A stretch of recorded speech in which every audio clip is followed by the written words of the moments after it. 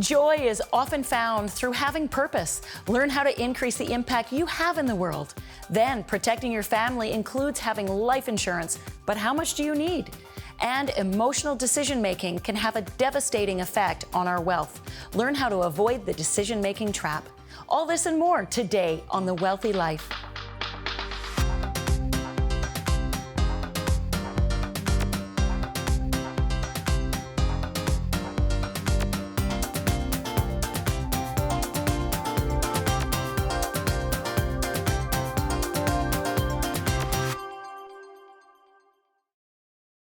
Many Canadians donate time and money to charity, but are they maximizing their impact? Joining us today is Eric Sarvala, a charitable giving and social impact leader, to share a few tips on how to create a lasting legacy. Eric, welcome to The Wealthy Life. Thank you so much for having me, Sybil. Well, let's start with, why do people give in the first place? Philanthropy is really personal to people. Most people have some type of philanthropic journey or story that really has propelled them to where they are today. You could have an example where somebody overcame barriers and benefited from the services and the programs with charities in their local community. Now they're in an opportunity that they can give back, whether through volunteering or through giving as well, and they want to donate. Also, there's so many people that have been impacted by illness, whether it's your family directly, friends, and people, they want to do more. It's great to be sponsoring the big runs and bikes and walks when people are doing that, and it's important, but people want to take that next step. How can I make an impactful gift where we can really have some measurable outcomes and create that impact and that change in community that we're looking for? You know, those are some very common scenarios. I think about when somebody passes away, and often you'll say, in lieu of flowers, donate to. I think people feel better about that. If you've lost a loved one, having a living room filled with dozens and dozens of bouquets of flowers that don't last is not going to be as impactful as redirecting that money into, figuring out a way to cure cancer or whatever the case may be, heart disease. Absolutely. And then you can also create that legacy for a person, because you can take those donations and have a named fund at the organization that is always going to memorialize the person. So that maybe leads us to, how can people have a bigger impact in the causes they believe in? Yeah, it's a good question, and thinking about what does impact mean to people. And some people, it's perfectly good for them that, you know what, this is the charity that I'm associated with. I'm going to give directly to them. That's my strategy. I'll work with their folks there, their fundraisers, and figure out what is going to be the best way to maximize my gift. But you're starting to see a little bit more strategic philanthropy starting to rise, and with the tool called a donor-advised fund, you're seeing people detach those big life events, if you're a business owner and the sale of a business, or if you're going to have capital gains from some type of stock event, you can create a fund through a donor-advised fund. And what that opportunity is it decouples a tax event with your philanthropy. And then you get the charitable tax receipt when you create your fund through a donor-advised fund. And then you can think about your philanthropy a little bit more thoughtfully, have that conversation with family going forward. Okay, so there's a couple of things there that sound really interesting. So strategic philanthropy. Let's elaborate on that a little bit more. What are the components to being strategic?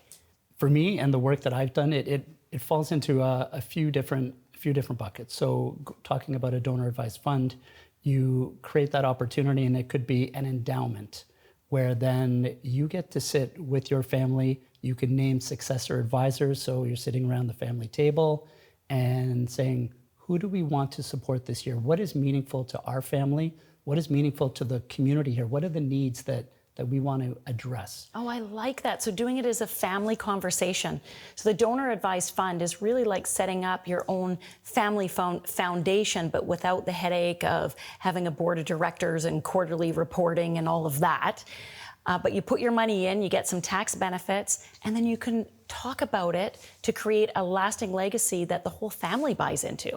Absolutely. And for the people out there who may not have kids, then what the opportunity there is, you name a successor advisor, it could be your partner, it could be a friend. I've seen it be the neighbors of the initial donor. And what the opportunity is there is then you could potentially have a letter of wishes if you don't have any successor advisor and say, these are the type of causes and organizations that I want to fund. So you can do it in life and through a bequest in your estate. It just augments that fund, and there's that in perpetuity and creates that lasting legacy of you and what you were looking to try and change. For decades after I'm long gone. Absolutely. Okay, so I set up this donor advised fund. I put the money in. I'm going to control where the grants come out and which charities they go to.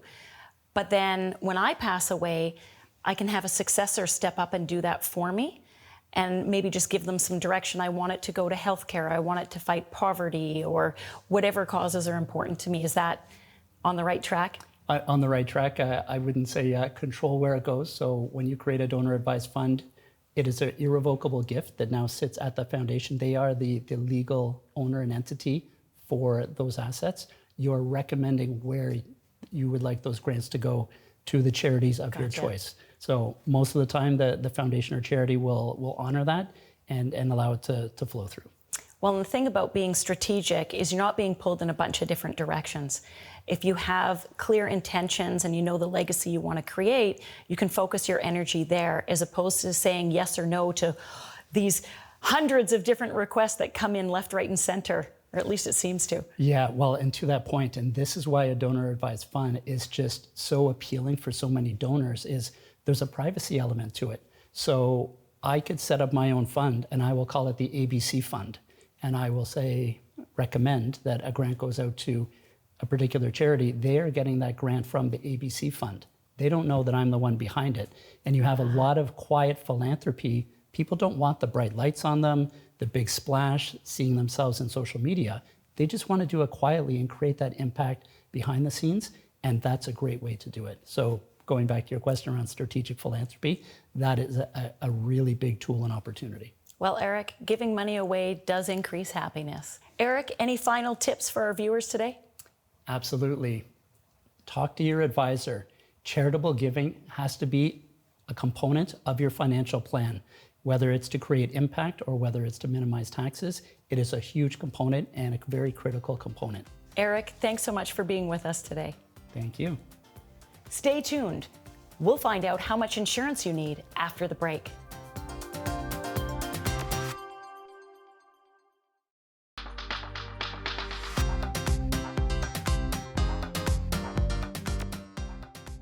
Everything you wanted to know about life insurance, but were afraid to ask. Joining us today is insurance advisor Annie Belanger to walk us through a segment on Insurance 101. Annie, welcome to the show. Hi, Sybil. Thank you for having me. So Annie, why do people need insurance in the first place? For all kinds of reasons. Through every stage of life, we have insurance needs and they evolve over time. And it's really important to have proper financial protection. And what types of protection do people need it for? Give us a few examples. So let's say that you're a young couple and you're starting out in life, you buy your first home. Typically, you will want to have your mortgage insured to make sure that should anything happen, that mortgage could be paid off and not leave any debts to your heirs or your spouse. And that would be a very responsible thing for people to do, Annie. What are some other things people need to protect against? When you have dependents, the moment you have a family and little ones to take care of, you want to make sure that should anything happen again, you have enough financial resources to make sure the family can keep its lifestyle throughout the years. So there's a formula for that I like to use. It's in two sections. The first section is the debts. We want to make sure that we cover all of the immediate debts you want to pay off at debt, the mortgage, any credit cards, taxes, funeral expenses. So that gives you a total amount that you want to include in your protection. The second side of it is the income replacement. So you need to calculate how many years will you have those dependents, and then how much do you want to provide every year. then you factor in interest rates, inflation, you come out with an amount of capital, you add it to the one for the debt repayment, and then you have your total insurance need figured out. So you need insurance to protect your family, your loved ones in the case of hardship. Now you've calculated how much you need. What are the options? What type of insurance can people buy? So you have all kinds of products that exist out there depending on your budget, how long you want the insurance for. So if you want economical product, you can look at term insurance. You can have 5 years, 10 years, 20, 30. There's a whole range. So that provides a lot of coverage for a small premium.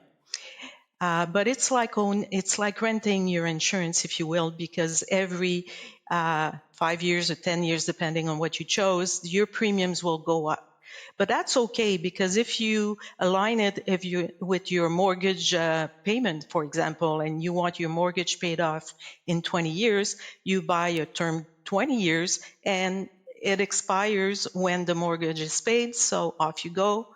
You were covered and you were protected.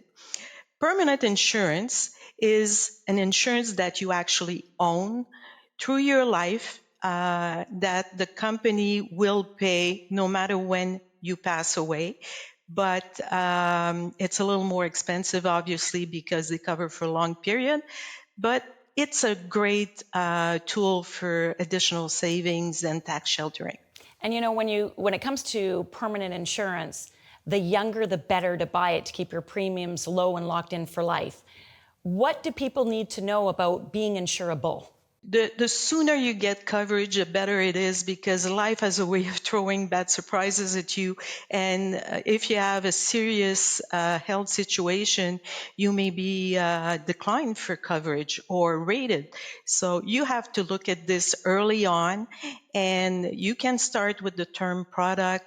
And as time goes by and you have more financial resources, look into converting small portions along the way into permanent, to make sure that at the end of the day, you will have a product that will pay when it's required. So if that's the case, you buy term because it's cheaper, and then a few years down the road, you can afford a little more. Do you have to be reinsurable? Do you need to go through any medical checks at that point in time?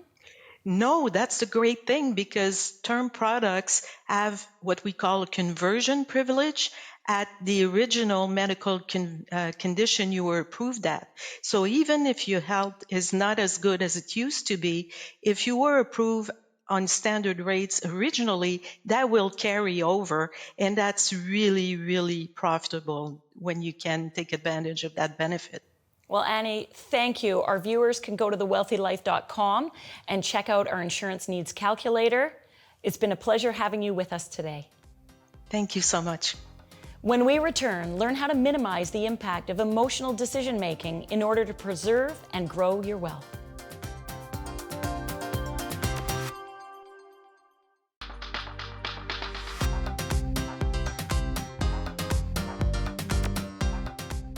What can you do to minimize the effect of impulses and emotions on your financial plan? Joining us today is Portfolio Manager Franco Papalia to offer some easy-to-implement tips to ensure you don't get caught in the decision-making trap.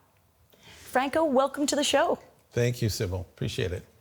So what is emotional decision-making, and why is that a bad thing? When you're in an emotionally heightened state, you don't want to be making serious decisions. You know, one example a mistake that people make all the time is related to the stock market. When the stock market is running hard and the news cycle is pumping, you know, people... And things are good. Yeah, you want to buy more. You want to get in there and you want to just buy more because your friends and everyone's making money. And it feels good. It makes you feel good. And that's an excellent point. So things that make you feel good, you want to do more of. But then the opposite happens when the markets are down and it's a natural cycle of stock markets. You know, the negative emotions take over and people make really bad decisions. They're scared, they're worried, they panic. And when markets are down, human nature, the emotional side wants to sell. So the emotional side wants to sell when things are low and buy when they're high. But what should they be doing? Well, it's like going to the supermarket, and if you see, a can of soup on sale regularly $2 and it's $1, you should be buying double the amount. And so that is what people should be doing, is when the markets are down, is buying more or holding. But their emotions will cause them to do the opposite if they listen to their emotions. Exactly. Yeah. So what type of situations do people find themselves in that triggers those strongest emotions? I'll give you an example of a bad decision made during high emotions. It's a husband and wife, it's a family, and the husband passed away suddenly, unexpectedly. Left behind his wife, 5 adult children, lots of grandchildren, beautiful family. And so usually what happens in a case like that when a spouse dies is that it creates this vacuum where a bunch of decisions need to be made.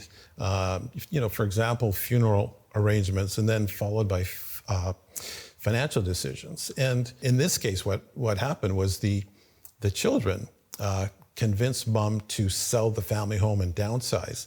It turned out that it was not a good decision. She regretted the decision down the road, and it could have been avoided really easily and pushed out many, many years by simply hiring someone that could do the chores that husband was doing around the house. So, yeah, and if she could just step back and not make that type of decision for 6 or 12 months, she may have come to a different decision. So Right. You don't have to feel the pressure of making a decision right away when dealing with death or divorce or illness or all of these terrible things that really take a toll on us. Yeah.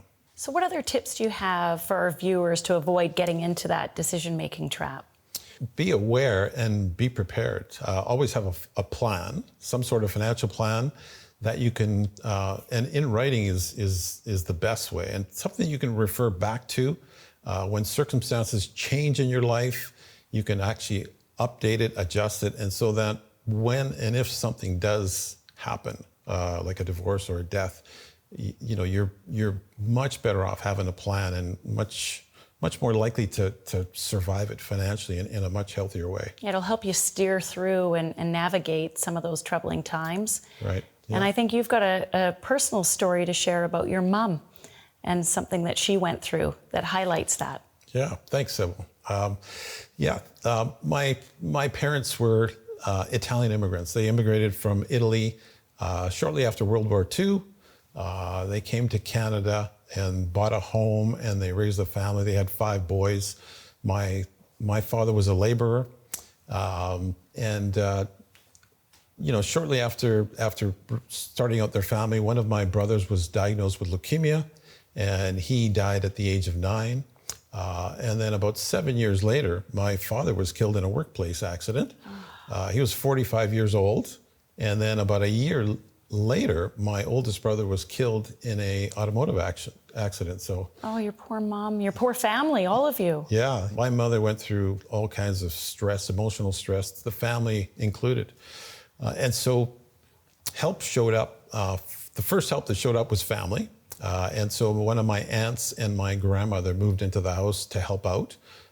And when you look at the financial side of it, there's a couple things that stand out to me, that lessons learned. And so one of them was there was no financial plan in place, and there was no life insurance in place.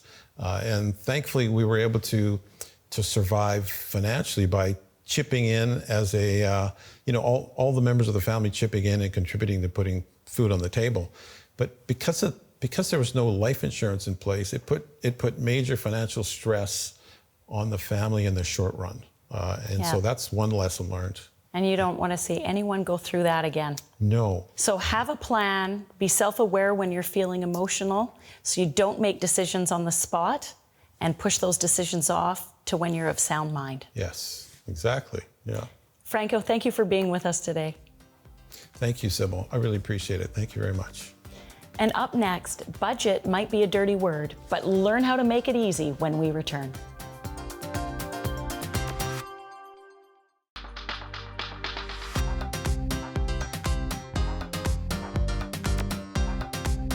Welcome back. Thanks for your emails and social media messages. We love hearing from our viewers.